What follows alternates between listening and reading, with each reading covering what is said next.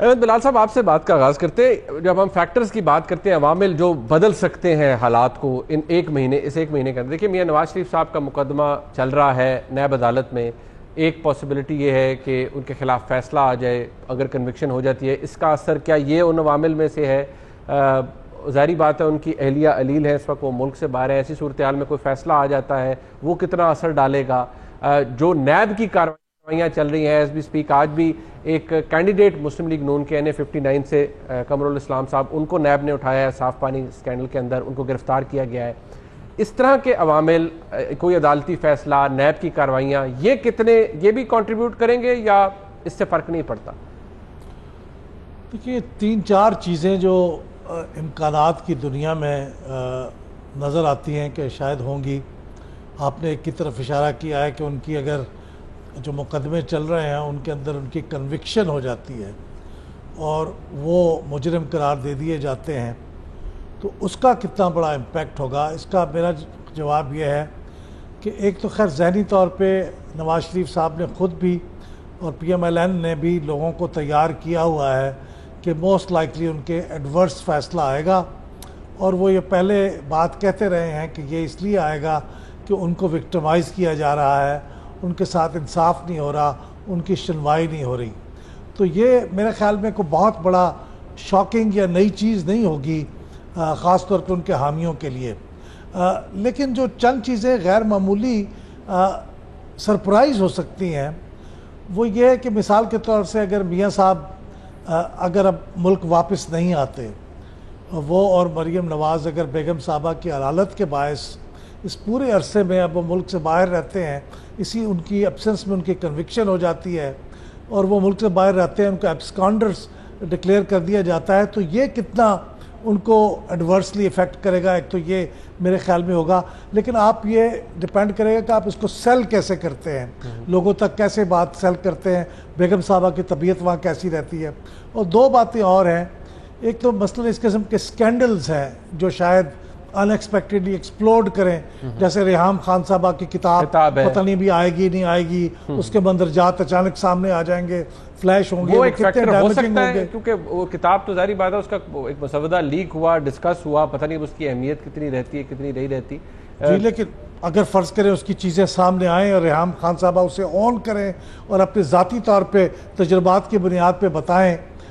تو ڈیپینڈ کرے گا کہ پھر وہ کتنے ڈیمیجنگ ہو سکتے ہیں. اور اسی طرح کئی سکینڈلز ایسے بھی ہو سکتے ہیں، جیسے بھی حال ہی میں ایک بار، حالانکہ یہ پرانی بات ہے لیکن ایک بار پھر یہ فلیش ہوئی ہے ڈیلی میل کے اندر میاں صاحب کی پراپرٹیز. اگر کچھ اور ملکوں کے اندر بھی کچھ ایسی پراپرٹیز نکلتی ہیں تو اس قسم کی باتیں ڈیمیج کر سکتی ہیں میرے. ٹھیک ہے اعجاز شفیق گیلانی صاحب، یہ فرمائیے گا، ظاہری بات ہے اب ہم نہیں اس وقت کہہ سکتے کہ ایگزیکٹلی کیا سچویشن ہے، لیکن یہ عوامل ہیں. آپ بھی ایگری کریں گے احمد بلال صاحب سے کہ یہی عوامل ہو سکتے ہیں، یا آپ ایڈ کریں گے اس لسٹ کے اندر کہ کوئی اور فیکٹرز بھی ہو سکتے ہیں جن سے آج کی اسیسمنٹ یا پولک پریڈکشن چینج ہو جائے؟ جی میں یعنی کچھ اختلاف اور کچھ اتفاق کروں گا. ٹھیک ہے. اختلاف میں اس سے کروں گا کہ اس سے لوگ ایک پارٹی کو چھوڑ کے دوسری پارٹی کی جانب متوجہ ہو جائیں گے. یہ جو اس طرح کے سکینڈلز ہیں یا اس طرح کے فیصلے ہیں، یہ تو کر سکتے ہیں کہ آپ کے حامیوں کو، جو آپ کو ووٹ دینے والے تھے، ان کا یقین آپ میں متزلزل ہو جائے، یا جو آپ کے خلاف دینے والے ووٹ تھے ان کا یقین آپ کے خلاف مزید مستحکم ہو جائے. لیکن جب ایک مرتبہ انتخابی مہم شروع ہو جاتی ہے تو اس طرح کے ناشائستہ چیزیں بھی اور قانونی چیزیں بھی اور عدالتوں کے فیصلے بھی وہ رائے کو تبدیل نہیں کرتے، بلکہ عام طور سے پہلے سے پائی جانے والی رائے کو مستحکم کرتے ہیں. اور اسی طرح سے جو پارٹیاں مہم چلاتی ہیں وہ دراصل اپنے حامیوں اور نیم حامیوں کو جمع کرنے ہی کی مہم ہوتی ہے. اگر آپ سوچیں تو کچھ لوگ ایسے ہوتے ہیں جو حامی ہوتے ہیں، کچھ نیم حامی ہو گئے ہوتے ہیں، یعنی سست ہو گئے ہوتے ہیں یا کچھ کٹ گئے ہوتے ہیں. یہ مسلم لیگ کے ساتھ بھی ہوگا، PTI کے ساتھ بھی ہوگا، پیپلز پارٹی کے ساتھ بھی ہوگا، دیگر پارٹیوں کے ساتھ بھی ہوگا. تو اگر ہم 2 بڑی پارٹیوں کو لیں یعنی اس وقت مسلم لیگ، نون اور پی ٹی آئی، جی، تو ان کی جو انتخابی مہم ہے اس میں اس بات کا چانس کم ہے مہم چلنے کے بعد کہ کوئی پی ٹی آئی سے چھوڑ کے نون میں آ جائے یا نون سے چھوڑ کے پی ٹی آئی میں چلا جائے، لیکن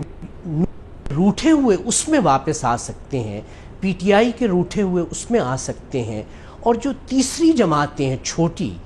ان میں سے بعض کے لوگ یہ سوچ سکتے ہیں اہم مقامات پہ کہ ہم ان دو پارٹیوں میں سے کسی ایک کی طرف ہو جائیں تاکہ اس کو جتوا دیں۔ ٹھیک ہے، اسی طرح سے جو لوگ جنہوں نے فیصلہ نہیں کیا یا وہ متزلزل ہیں، وہ یہ سوچ سکتے ہیں کہ ہم اب کوئی فیصلہ کر لیں۔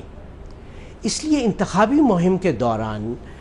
جو کیمپین چلے گی، اس کیمپین میں یہ جو تیسری جماعتوں سے متوجہ کرنا، اپنے متزلزل لوگوں کو متوجہ کرنا اور جنہوں نے ووٹ نہیں دینا ان کو متوجہ کرنا، یہ ہے جو دراصل کیمپین کا نتیجہ نکلتا ہے۔ ٹھیک ہے، تو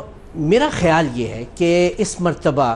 یہ اس نوعیت کی کیمپین چلے گی۔ میں ایک آخری بات اس میں ضرور کر دوں کہ اس سے قطع نظر کہ کیمپین سے مسلم لیگ کو کیا فائدہ ہوگا، پی ٹی آئی کو کیا ہوگا، پاکستان کو کیمپین سے کافی فائدہ ہوتا ہے، ٹھیک ہے، اور وہ یہ کہ پاکستان میں عوام کی اور ووٹر کی قوت میں اضافہ ہو جاتا ہے جب وہ موبلائز ہوتا ہے، سڑکیں اور میدان اور پہاڑ اور ریگستان ان میں حرکت آتی ہے، تو اس سے پاکستان متحد ہوتا ہے۔ میرا خیال ہے کہ موجودہ حالات میں اس کیمپین کا شائستگی کی ایک حد رہنا، وہ تو ظاہر ہے ایک بنیادی اخلاقی اصول مطلب ہے، شاید لیکن اس اخلاقی اصول کے اندر صحیح، یہ شاید ایک واحد وقت ہے سر، کیمپین کی ایک اپنی اہمیت ہے۔ یہ شاید ایک واحد وقت ہے سر جس میں واقعی ووٹر کو تھوڑی سی عزت دی جاتی ہے الیکشنز تک، شاید اور لائٹر نوٹ، ووٹ کی عزت کی تو بات ہم سنتے رہے، شاید یہ واحد وقت ہے جس وقت ووٹر کو تھوڑی سی عزت دی جاتی ہے۔ Towards the very and Tariq صاحب یہ فرمائیے گا کہ یہ ایک بہت بات کی یہاں پر اہم بات ہے کہ جو سوئنگ ووٹر ہے، کیا ایسے عوامل آ سکتے ہیں کہ جو ووٹر اس وقت جو انڈیسائسو ہے، جو ابھی اس نے کوئی فیصلہ نہیں کیا، اس نے اپنا ووٹ کہاں دینا ہے ڈیسائیڈ نہیں کیا، کوئی ایسے عوامل ہیں کہ وہ سے بھی انکلائن کر سکیں، وہ ڈیسائیڈ کرے کہ اس نے کس پارٹی کی طرف جانا ہے؟ کوئی اس لسٹ کے اندر کو آپ بھی ایڈ کرنا چاہیں گے، کوئی ایک ایسا ایشو جس کی وجہ سے ووٹنگ ٹرینڈ تبدیل ہو جائے یا انٹینشن تبدیل ہو جائے؟ جی بالکل، دیکھیں 8 سے 10% گرے ووٹ جسے ہم کہتے ہیں وہ ہر وقت تمام پولیٹیکل پارٹیز میں موجود ہوتا ہے۔ ڈاکٹر صاحب نے بھی جس کو نیم حمایتی کا بھی کا اشارہ کیا ہے، لیکن اس سے بھی پہلے میں آپ کے پچھلے سوال کی طرف جانا چاہوں گا کہ بالکل کوئی ایسا واقعہ ہو جائے تو کیا وہ الیکشن کو اوور نائٹ پورا ٹرن کر دے گا؟ تو ہم 2 واقعات ہمارے سامنے، ایک 2008 کے الیکشن سے پہلے بے نظیر بھٹو صاحبہ کی شہادت ہے، ٹھیک ہے، اور اس سے بھی پہلے اگر آپ 1997 کے الیکشنز کو دیکھیں، 1997 کو،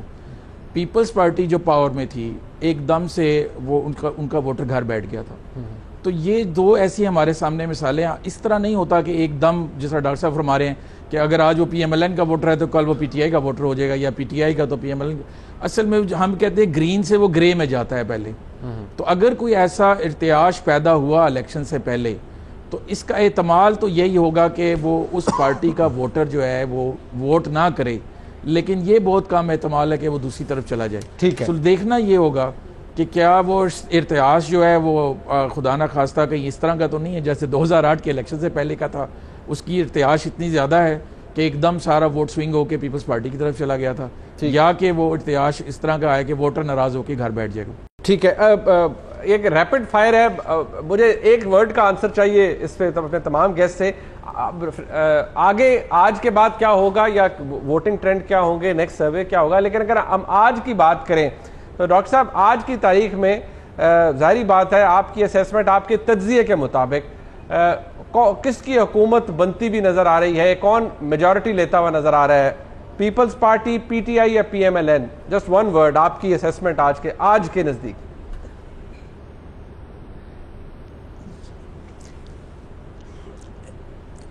اگر مجھ سے یہ آپ میڈیا کے انداز میں ایک ہی جواب لینا چاہیں جی تو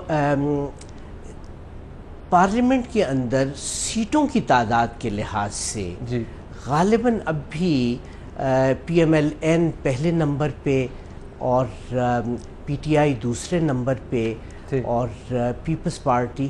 تیسرے نمبر پہ، لیکن یہ غیر یقینی ہے، اس میں تبدیلی آ سکتی ہے۔ ٹھیک ہے، بالکل ٹھیک، یہ آپ درست فرمایا۔ واقعی ابھی ہم اس کے کچھ نہیں کہہ سکتے۔ احمد بلال محبوب صاحب، آپ کے نزدیک اگر یہی سوال آپ کے سامنے رکھا جائے، ڈاکٹر صاحب نے بڑا محتاط ہو کے اسے پارلیمنٹ کے اندر قومی اسمبلی کی نشستوں کو ذہن میں رکھتے ہوئے بتایا ہے کہ کس کی سب سے زیادہ نشستیں آتی ہیں نظر آ رہی ہیں، کس کی نمبر 2، کس کی نمبر 3، آپ کے نزدیک؟ دیکھیے ڈاکٹر صاحب نے تو ابھی کچھ زیادہ دیر نہیں ہوئی کہ ایک سروے بھی کیا ہوا ہے، ہم نے کوئی سروے نہیں کیا ہے، لہٰذا میں تو ڈاکٹر صاحب کے چونکہ سرویز کو بہت کریڈیبل مانتا ہوں، تو ڈاکٹر صاحب کی جو اسیسمنٹ ہے میں تو اسی